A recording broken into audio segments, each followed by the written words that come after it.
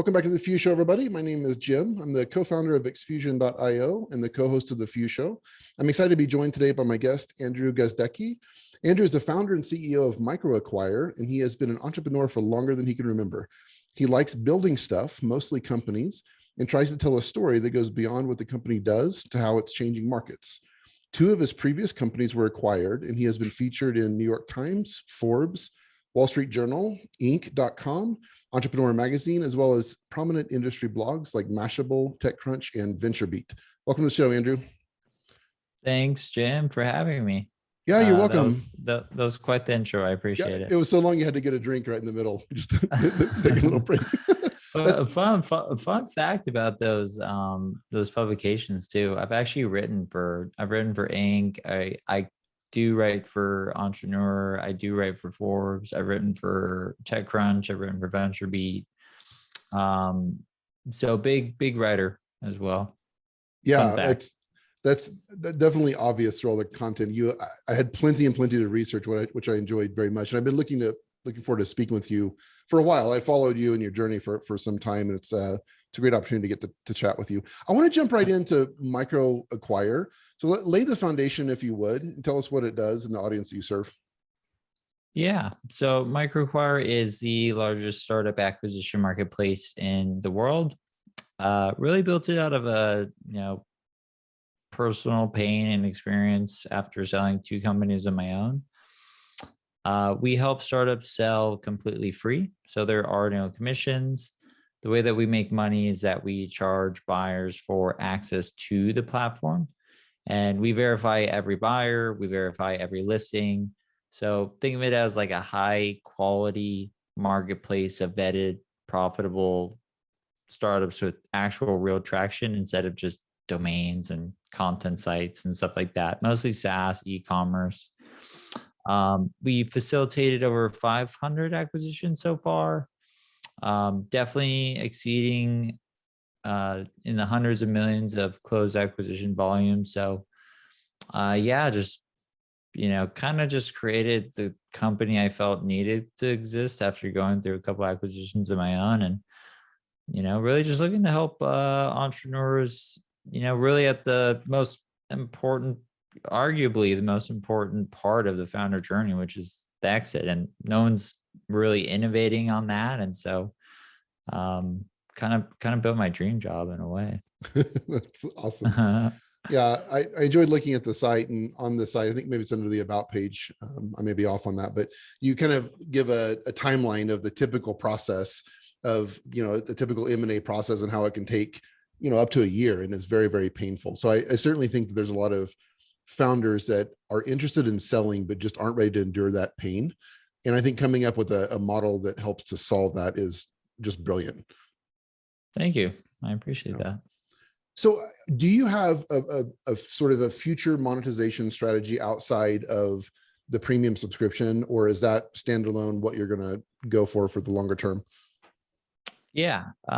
So we have two that we have in mind. We have one that we've recently released, which is our M&A advisor directory. So what we want to do at MicroAcquire is we want to reinvent the acquisition process for entrepreneurs and streamline it, make it as easy as possible with tools like escrow, the ability to quickly create legal docs, data rooms, everything that you would need to close an acquisition on platform, because we've done a really good job connecting buyers and sellers, and they kind of go off platform to do the acquisition. And we're building tools now to facilitate the acquisition on platform. And so over time, we'll have a fee for those services, those third-party services.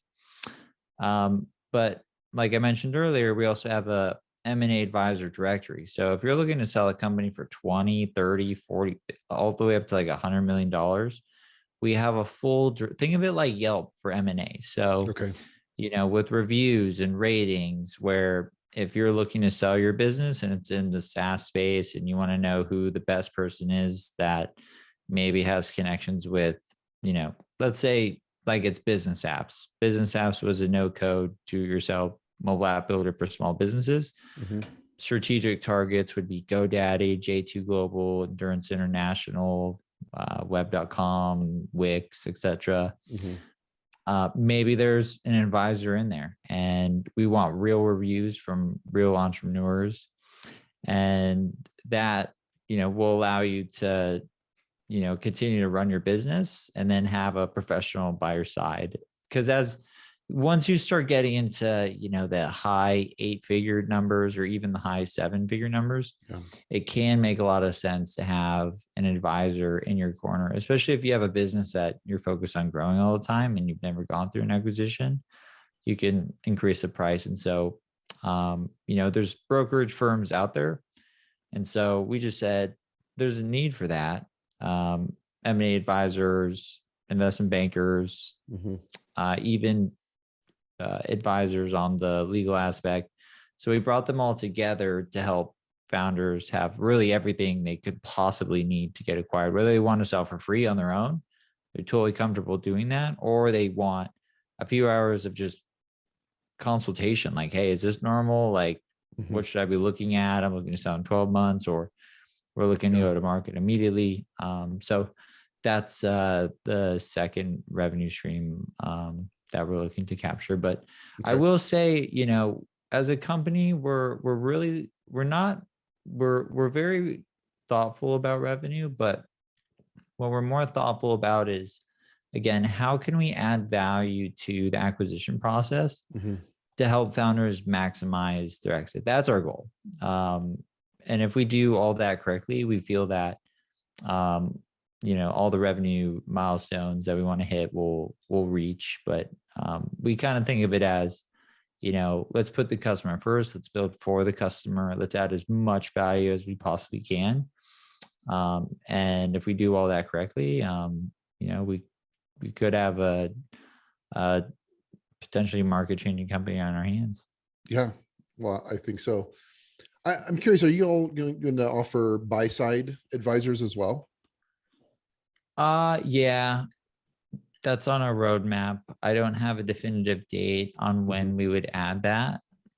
But we added it to the sell side first because we wanted to empower founders, because most of the buyers on MicroAcquire, private equity firms, corp dev teams, other startups, venture-backed startups, high net worth individuals, people that are really experienced with acquisitions.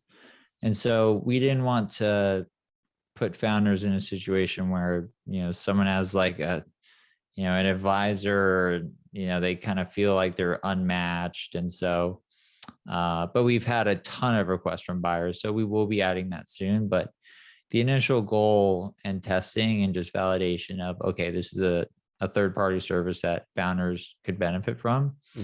We put it on the sell side. So when sellers go to the table, they're empowered and they have someone representing them with experienced buyers. Yeah, that makes sense.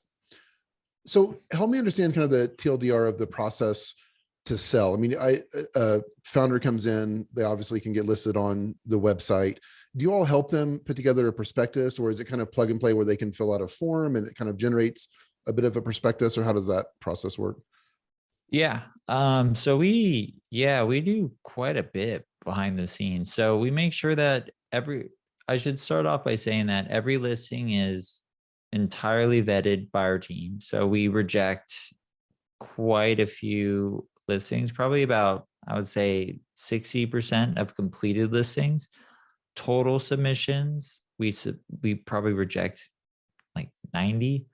Oh, wow. And what are some of the reasons that you would reject a listing? Like pre-revenue, website numbers don't add up. It just doesn't, low quality product, not a fit for the marketplace, content, website, domains, just things that what we focus on is revenue generating software companies. And so we're very picky in that category. And so, and when you submit to MicroAcquire, what happens is you can fill out a profile within 5 minutes, and then our team actually will go and improve your profile. So to create like a private SIM. And for those that don't know what a SIM is, it's basically like a pitch deck for selling your business. Like, what's the opportunity? who maintains the code. But all that is private and hidden behind a data room that founders give access to buyers when they request. So the way MicroAcquire works is a founder would create a startup profile. We then go in and improve the profile, really make the profile look great, pull out the parts of the business that would be most attractive to buyers. And then once they go live on MicroAcquire, they have full control. So everything's private. So you can see a listing and it says like email marketing SaaS company doing 3 million in revenue, 500,000 in profit. Here's some competitors. Here's the tech stack. Here's some growth opportunities. And then if you want to request more information as a buyer, you would submit a request like, hey, my name's Jim. I own an agency. This seems like a perfect add-on. I just have a couple questions. Yeah. That request then gets sent to the seller and they're able to see your LinkedIn profile. They're able to do due diligence on you. Like, where do you work? Like, do you have any recommendations on LinkedIn? So a buyer can really get confident, understand like, who are you? Like, are you just some random, instead of Jim Coleman 12459, we help founders really, do due diligence on buyers, which is arguably, in my opinion, one of the most important aspects when selling your business. So just to kind of like, drive this home even more is, MicroAcquire was really just built off of, business apps. My first company, I grew to about 10 million annual recurring revenue and was acquired by private equity. And going through that process, I was looking to sell the business for maybe 2-3 years. And it was a lengthy process. And so I built the marketplace with everything that I would need to list a business of that caliber. With 10 million in revenue, I have a lot of employees, I have a lot of customers. Like, when you tell your team that you're getting acquired, you get questions, everything from, am I getting fired, to am I becoming a millionaire or a billionaire or a trillionaire, like everything in between. And so privacy is, a huge aspect of MicroAcquire. And again, we really want to put the founder in control rather than, maybe you work directly with a broker and you don't know who's seeing your business and you just, it's kind of out of your hands. So again, the goal at MicroAcquire is to build the most founder-friendly marketplace, the most founder-friendly startup acquisition marketplace in the world. And do buyers have to be vetted in terms of, proving financials or anything like that to shop to get more information on a business? Sometimes. We're going to be adding that as, let's say, for example, the business that they're looking to gain access to is, doing 5 million in revenue, and it's a clear like 8-figure transaction or something like that. Yeah. We're working on building a additional layer, because if you don't have that type of capital, there's no reason for you. It's like going into a Ferrari shop and then sitting in a bunch of cars. You're wasting everyone's time. Yes. So we don't have that level of verification yet, like proof of funds. We do encourage sellers to ask that. Like, that's a very appropriate question. Like, how do you plan to finance this acquisition? It's a very large one. And you can weed out buyers very fast with that question. But over time, we will have like mechanics built in like that. So for the higher end startups, you can only access them if you've proven that you can actually transact something in the high 7 figures, 8 figures, etc. Yeah, that makes sense. And then what is your average valuation, and then what is the sweet spot that you're going for? It depends on the company. I mean, you could have a company with 2 contracts and they're both with Fortune 500 companies and they're 5-year deals and they're enterprise sales. And so, I always struggle to explain the question to founders like, hey, I have a startup doing 200K in revenue. What's it worth? There's so many other variables. Like, what's your churn? What's the quality of your customers? Do you have a brand? How long have you been in business? Do you have a P&L? Who maintains the code? How many support requests you get per day? You know, do you have a grasp on your customer acquisition? There's just so much. Yeah. So in terms of just giving like, you know, ranges, I think it's hard to give, but from what we've been seeing, you know, usually 1 to 5 times top line revenue is usually what we see startup selling for, which is a dramatic increase from, you know, typically like 4 to 5 EBITDA. Like I kind of think those days are gone. Okay. Just because there's so many other buyers entering the market, and on MicroAcquire alone, there's over 100,000 buyers. So I think one of the biggest mistakes that founders make today is they'll reach out to like a single buyer, like for example, a known PE firm, and they get an offer. But there's a saying, when you have one buyer, you have no buyers, you have no leverage. And so you have no leverage on price or terms. And with MicroAcquire, you can get like dozens of buyers to the table within a week or less, sometimes within days. We've had acquisitions close within 7 days, which is kind of wild. Like that, I'm like, hey, maybe you should have done more. Slow your roll a little bit. Yeah, but they know, you know, buyers are sophisticated, and I think we're seeing this new form of entrepreneurship really emerge. Yeah, I'd probably say, you know, 1 to 5, just depending on the business and just the number of different variables. It's you know, it's an art and a science to really value a business, but it's been fun seeing the valuations increase and helping founders again maximize that, you know, life-changing exit. You know, Andrew, I asked that question poorly. But I appreciate your answer, because that's a way more complicated question than what I was actually asking or trying to ask. I'm curious, as a company, what your average valuation, in other words, you're trying to sell SaaS businesses that are, you know, have a valuation of 1 to 5 million or whatever. What are you going for as a marketplace?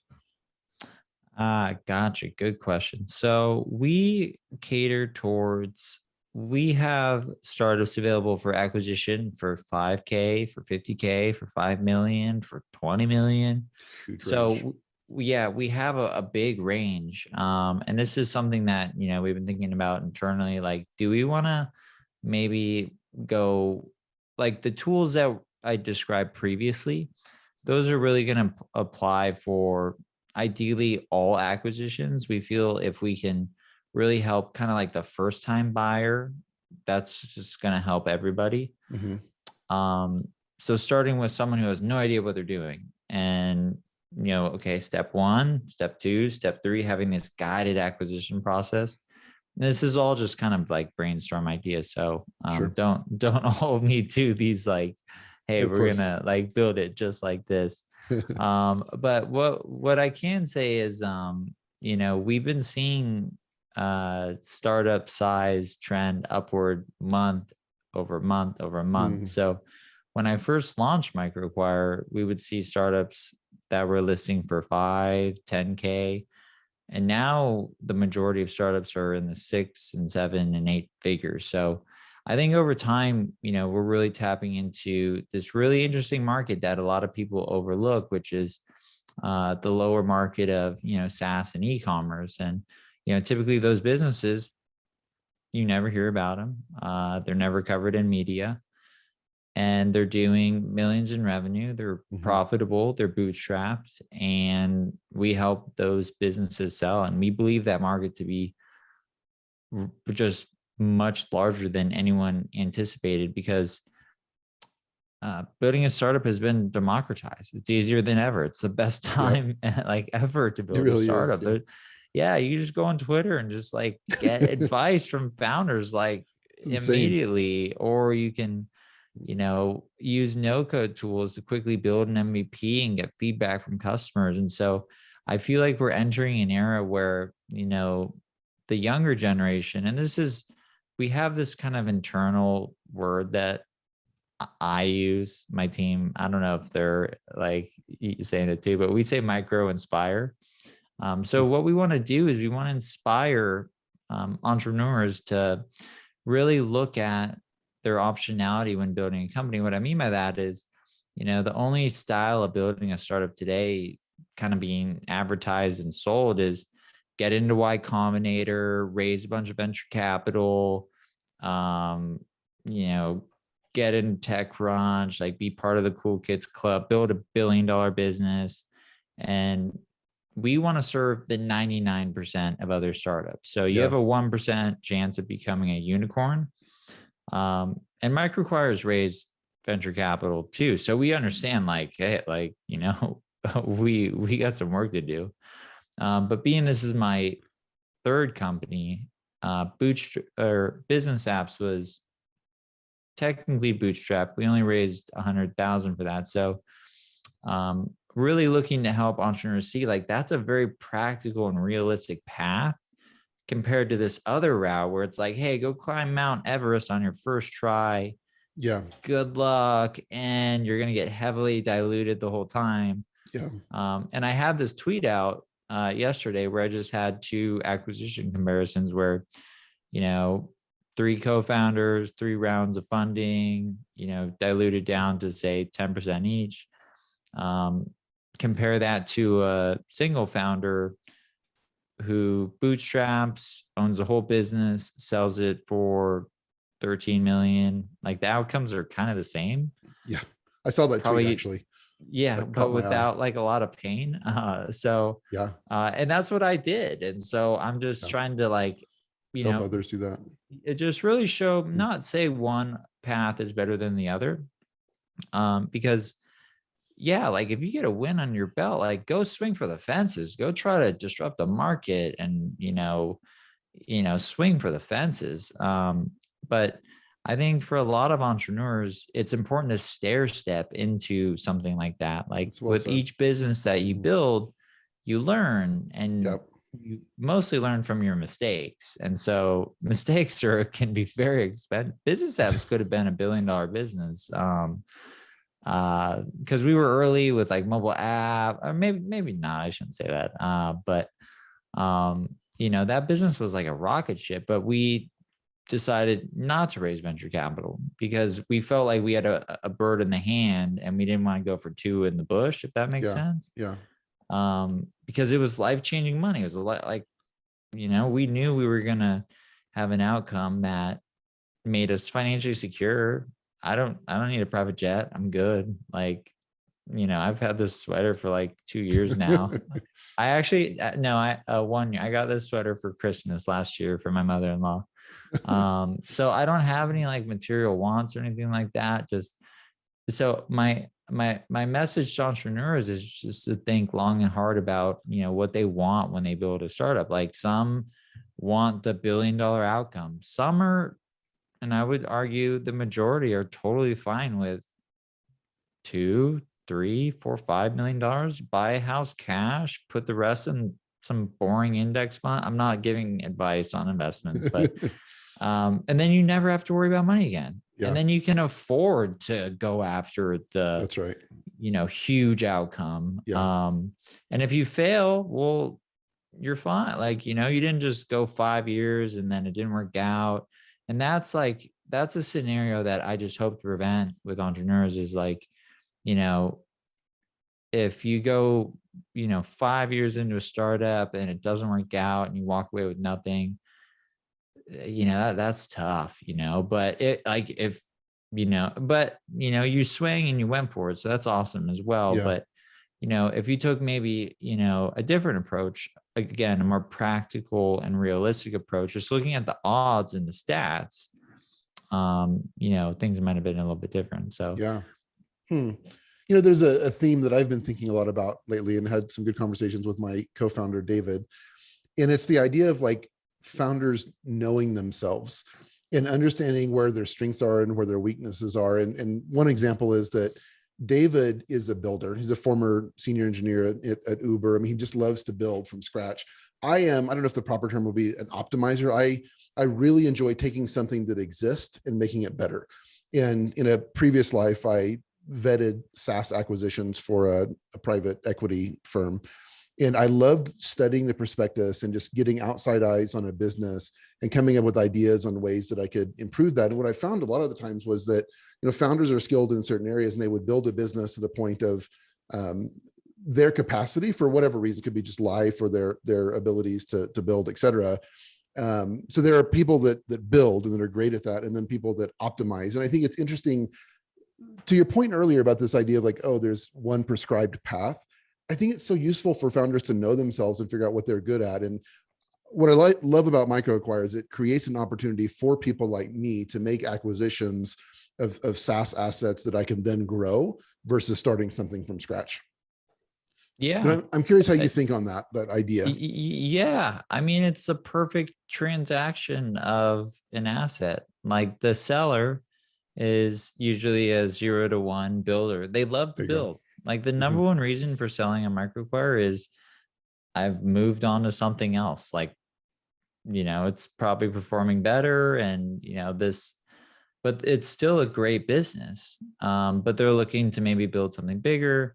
And so they sell that to someone like yourself, where you come in and you breathe in a ton of, fresh, energy and ideas. And, you're totally stoked to get this thing to like 3 million and like $1 million profit, which is, a fantastic business. So it's win-win. And the founder typically will take the cash that they get from the acquisition and they'll put that towards their new venture, or they'll, put it towards something else. And then, you get a business that, you feel confident that you can take to the next level where the founder felt like they couldn't or lost interest. So it's like, it's such a, like a perfect sort of swap of just like, Indeed, yeah. like a founder is happy with where they got the company and they realize their strengths. Like, I'm a builder, not a scaler. Yeah. Or an optimizer. I haven't heard that term, so maybe I'll steal that from you. And the business is handed over to a scaler, and so it's the perfect sort of swap, and everyone's happy. Yeah, makes a lot of sense. I'm curious, are most buyers, and I recognize this depends on the valuation, but are most buyers buying with cash, or some of them using SBA loans to make acquisitions, or some other source of financing? Good question. So we see a lot of acquisitions being financed via Pipe. We have a partnership with Pipe for SaaS, a partnership with Clearco for e-commerce. We've done dozens of acquisitions with them in terms of financing. SBA, not so much. It's just harder to get a hold of those loans, especially for SaaS businesses. So, and also I don't hear about it. So again, because we're not involved in the acquisition process. And so I don't hear like, hey, I bought this business with an SBA loan. We just know that it was sold and at what price and that sort of stuff. But yeah, there's a lot of interest and a lot of opportunity with SBA loans. But I just would caution people with SBA loans is, they do take personal guarantees. And so it's like pulling out a mortgage. So if you're a first-time buyer, I would definitely think long and hard before pulling out like a $5 million loan to buy a business, unless you're an experienced operator and you know what you're doing, because you can go bankrupt. I see a lot of people on Twitter saying, hey, just go get an SBA loan and buy a business and it's going to be awesome. But just cautioning, like that business, or that loan, again, has personal guarantees. So if the business flatlines, declines, and you're not able to, service the debt, you can go bankrupt. So just be careful with those loans. Like, they're advertised as like an easy, low interest rate, loan. But, just do your homework before diving into an SBA loan. I hear a lot of talk like, SBA loan, get a SaaS company, and then you don't have to get a job. But it's like, wait, slow up a little bit. Have a plan, like know what you're doing. Make sure that you're confident that you're an optimizer, you're a scaler, that this is a good business for you, and then go after an SBA loan. I saw the reference to Pipe on the MicroAcquire site. I actually forgot to add that to my list of things I want to chat about, but I am very curious. Do you happen to have the high level of how that process works or what they offer? Yeah, so they'll do pre-financing for founders. So as a founder, you can have your startup pre-financed for a buyer to have your acquisition financed with Pipe. Oh, All you have to do is basically submit your financial information, a P&L, and then within a day, Pipe can turn around and say, hey, if you find a buyer, we'll pre-finance this for up to, $2 million or something like that. We have a similar process with Clearco. And then on the buy side as well, if you're a buyer, the way Pipe works is they will basically advance your recurring revenue. So if you're a startup and you're doing 2 million in revenue, they'll advance 12 months of that for you to acquire a company or just grow your company. So you can use it for, a full acquisition or growth or blend. We see usually like a blend where, they'll use some of the funds to acquire the business and then some other funds to, grow their existing business as well as the business that they've acquired. Interesting. I may have missed this in what you said or misunderstood, but so what percentage generally will Pipe fund? Like if the business is listed for 2 million, will they fund, 80 or 90% of that, or how does that play out? So I'm not like an employee of Pipe, so I don't have like the exact hey, but they definitely factor in okay, if you're coming to them, let's say you're a buyer and you have an existing startup and you're doing like 2 million a year in EBITDA and you're at like 10 million in revenue, they're going to give you a trading limit of like $10 million. And so you don't have to use all of that, but it's dependent on typically your business, how much revenue you're generating, and then based off of that, like your growth rate, and just basically how risky is it to loan money, just like a credit score. So they have like a system that, builds a score on your business and how comfortable they are underwriting the loan or the financing. So that's probably the best way to think about it is they look at the quality of the business that's looking to acquire the company, and not so much individuals. I should also note that. So if you're coming to Pipe and saying, hey, like, will you give me money? There's not much for them to really underwrite because you don't have any revenues yet. And so in that case, that's where you'd want to tell a seller to go and get pre-financed. Yeah, that makes sense. Well, it's amazing that that's even an opportunity. I think that's fantastic.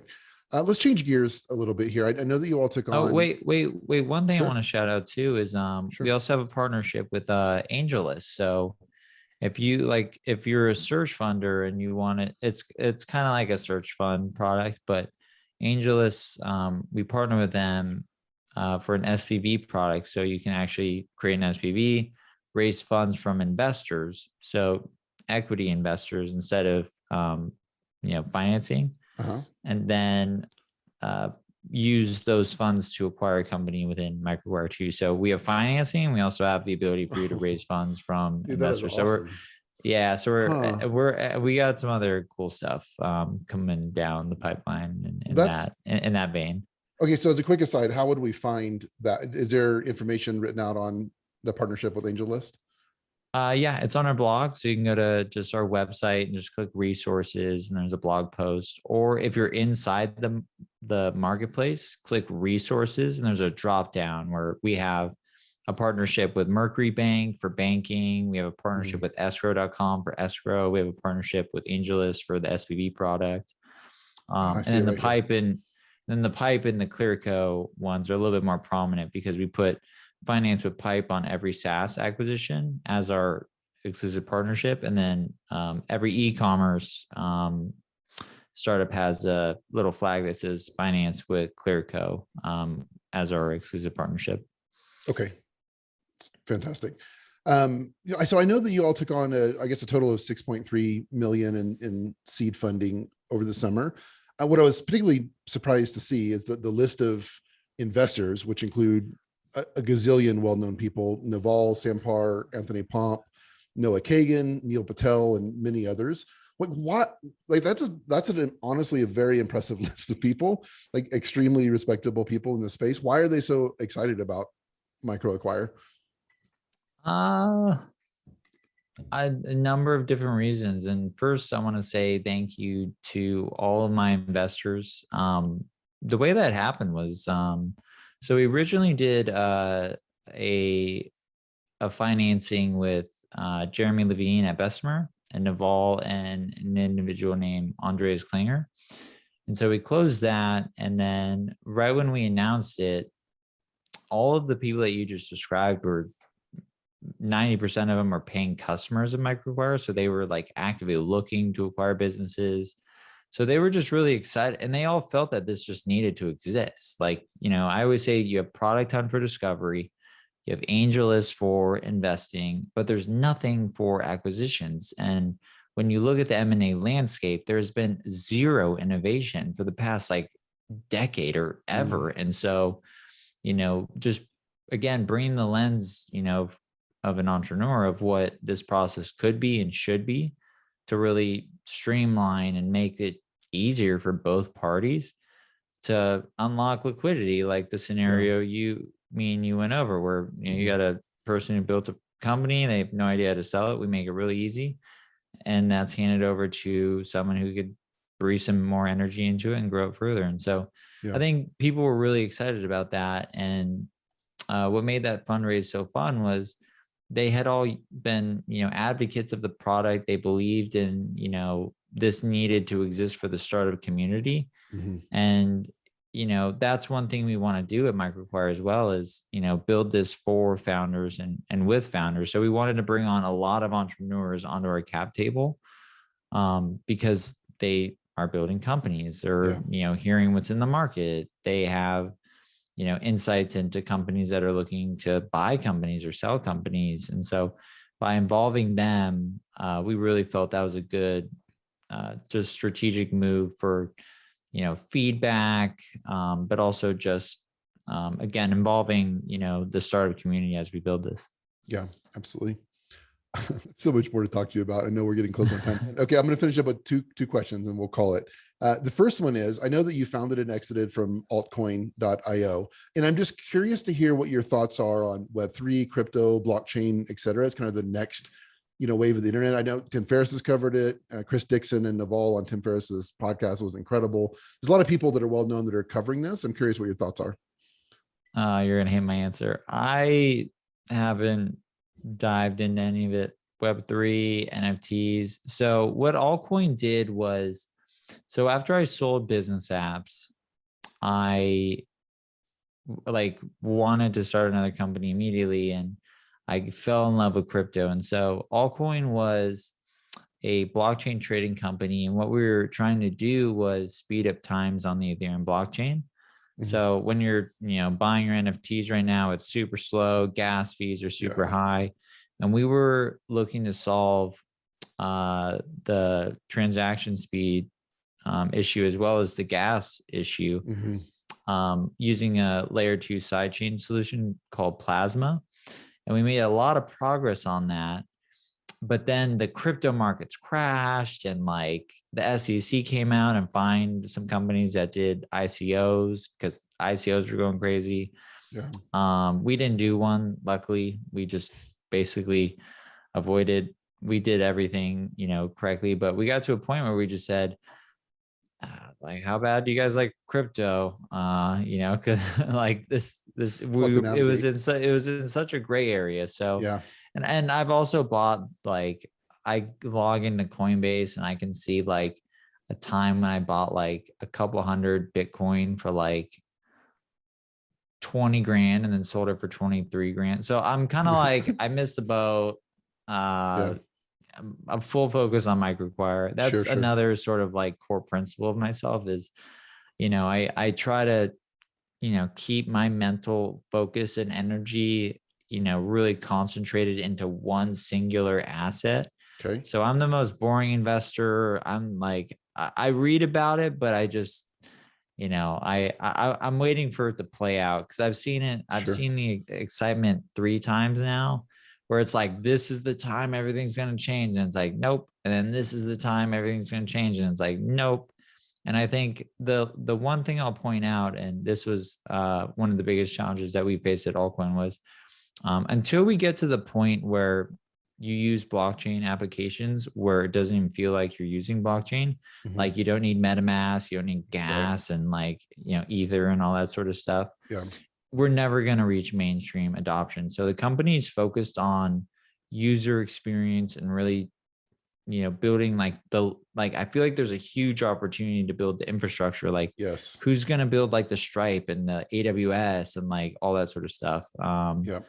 To build these like really, easy to use blockchain applications. That's when we're going to hit mainstream adoption. That's when crypto is going to just take over the world. So I'm still long crypto. Ben, as I remember the day I saw it, it was through the Silk Road. I was like, it was on the cover of like Wired magazine or something. It was like digital gold on this like dark website. And I actually made an account. I didn't buy anything or anything, but I bought Bitcoin. I was like, this feels really sketch. What? The internet's crazy. And I was like 24 at the time or something like that. Yeah, sorry, I can't give more context there, but I would say that's really helpful actually. Yeah, user experience. Once we get to a point where you can't even tell it's on a blockchain, that's when like things are going to really get exciting. Yeah, I'm with you. Okay, last question, then we're done. I know it's been almost 12 years ago that you started business apps. I'm curious if you went back to Andrew of 2010 and gave yourself advice based on what you've learned and experienced all these years, what would you tell yourself? Hire people smarter than you sooner. That was my biggest mistake. And I said this on another podcast recently too. That's like my biggest challenge in my career. So I started that business when I was 21. And I remember there was the moment where we needed a marketing hire because I was leading most of the marketing efforts. And they wanted like 150,000 or something like that. And I'm 23 and my previous job paid me 30K. And so I'm like, what? No way. I'm not paying that. Obviously in hindsight, we probably would have grown a lot faster if I had, I guess, it took me a while to understand, what it means to be a CEO, like going from a 0 to 1 idea person to, the 1 to 10 scaler. And I was fortunate enough to get a great CEO coach who I still work with today. His name's Tim Porthouse. I was also in a peer CEO group called 10X CEO. And that's where I really learned a lot. But before that, I wasn't doing one-on-ones with my team. Didn't really have, it was very loose. It was kind of like what happens when, you put a kid in the right place, the right time in a massive market with an obvious solution to an obvious problem and see what happens. And so made some early mistakes, not, really investing in people smarter than me. Yeah, that makes sense. Well, Andrew, this has been great. We're out of time, but I'm so appreciative for the time and the wisdom that you shared. The website is microacquire.com. You're on Twitter, you're on LinkedIn. We'll have those links. What's the best way for people to reach out? Or I mean, the website is pretty explanatory, but they have questions. What's the best way for them to reach out? Yeah, usually Twitter, or just Andrew at microacquire.com. That's my personal email. Feel free to hit me up. Awesome. Well, thanks so much. I hope you enjoy your the rest of your day and your next podcast. Thanks, Jim. Thanks for having me on. I appreciate it.